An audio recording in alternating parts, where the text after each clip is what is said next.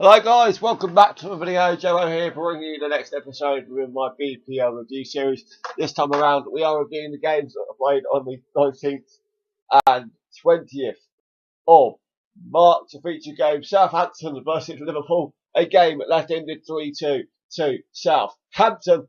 And surprisingly enough, Liverpool went 2-0 up in this game. Coutinho and Sturridge getting the two goals in the space of 5 minutes. And then Mane scoring 2 in the 64th and 86th minute respectively. Just before that, Pella scoring in the 83rd, giving Southampton a massive 3 points and a massive classic in terms of, a massive game, and a classic turnaround. And the amazing thing is Sadio Mane was introduced into the game as a substitute and still managed to score 2 goals to help Southampton to secure the win. And also that result meant that Liverpool's Champions League hopes were dented, losing 3 more points. And when Liverpool went 2-0 up in that game, I really thought that they were going to go on and win, but obviously Southampton had more fight, more desire to get the 3 points and make sure their position in the top half at least is secured, because they were about 7th or 8th, something like that, I believe. So a massive 3 points for Southampton in that game against Liverpool at St Mary's. One of the other big games, the tied with Derby Newcastle versus Sunderland, a 1-1 draw there. Defoe giving Sunderland the lead on the brink of half time, and then Mitrovic, the Newcastle striker, gives Newcastle a point, a leg glimmer of hope of surviving the drop with a goal in the 83rd minute. It was really fiercely contested, and a draw was the right result. Another derby, this time the Manchester derby. Manchester United winning it 1-0 thanks to their in-form youngster, Marcus Rashford. What a start he has had. Since he scored that double against Midtjylland, I think it was, back in the Europa League in sort of February time, he's done well for himself. That goal he scored against City was making him the youngest scorer in the history of this derby in the Premier League, as his winner gave Manchester United victory that moved them to 1 point of 4th place City at the time. So, 4-1, massive win for them. Manchester City's title hopes, or at least dented, as that allowed Leicester and Spurs to try and go further ahead, and we'll look into that in a moment.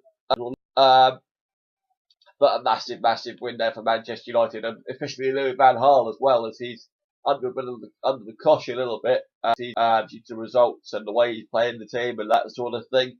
The other game played on the Sunday, Tottenham 3, Bournemouth 0. Kane opening the scoring in the first minute, doubling Spurs lead in the 16th minute, and then Eriksen scoring a third in the 52nd minute at the start of the second half. And that meant that Tottenham managed to cut Leicester's lead at the top to 5 points. And the win, as you'd expect, with Spurs being in that sort of position that they're in, was a routine win. Everton 0, Arsenal 2. Welbeck and Iwobi getting on the score sheet for Arsenal. Welbeck's goal, very lovely indeed. Became a goal of the month contender. Lovely one-touch football, I think it was, in the build-up. Lovely passing, beautiful play. Welbeck runs round the keeper and just slots it home. And that game against Everton came after they exited both the Champions League and the FA Cup. So that was a much needed win for Arsenal, as you would expect. Chelsea 2, West Ham United 2. Lanzini scoring a wonder goal, if you can call it that. I mean, Courtois, for me, yes, he was off his line. He should have stayed on his line and maybe made more of a save from it. But Fabregas, literally with the last kick of the half, scores a wonderful free kick from the edge of the box and zots us to give us a chance going into the second half. But then West Ham bite back once again. Andy Carroll scoring on the 61st minute to put West Ham back in front. But then Fabregas steps up once again, this time from the penalty spot, and slots home a second equaliser of the game, and it frustrated West Ham, I'm sure, as they looked struggling into the top four. Palace 0, Leicester City 1. Morris, 34th minute in, scores and gives Leicester the win. 8 points clear at the top of the Premier League before Spurs went to beat Bournemouth 3-0. So,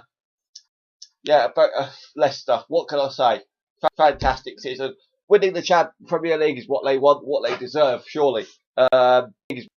Massive win for them, of course. So, next up, Watford 1, Stoke City 2. Deeney scoring a late goal, constellation if you like, for Watford. Walters and Hosselu getting the 2 goals for Stoke City. Comfortable win for Stoke, and this phenomenal season that Stoke are going through is just going from strength to strength. West Bromwich Albion 0, Norwich City 1. Brady getting the only goal of the game after 50 minutes played, and that meant that Norwich secured their first win in the league. The game played for 11 games and moved out of the bottom 3, which is obviously a positive for them as they look to try and survive the drop. Swansea, the final game, Swansea 1, Aston Villa 0. Aston Villa obviously losing yet another game, destined for relegation now.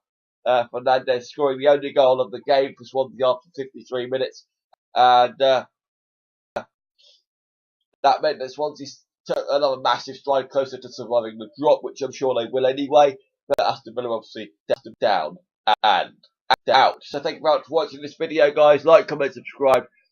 New series coming out soon, I hope, in the summer after the Premier League season is over. I'm hoping to do a Leicester City Career Mode challenge where I take the current Leicester City side, maybe make a couple of changes, not quite sure what to do on the signings front yet, and basically see how far we can go in the Champions League. It will only be a series that is a season or two long, before FIFA 17 comes out in September. But thank you very much for watching, guys. Like, comment, subscribe as always, and I will see you in the next video soon. See you later. Thank you.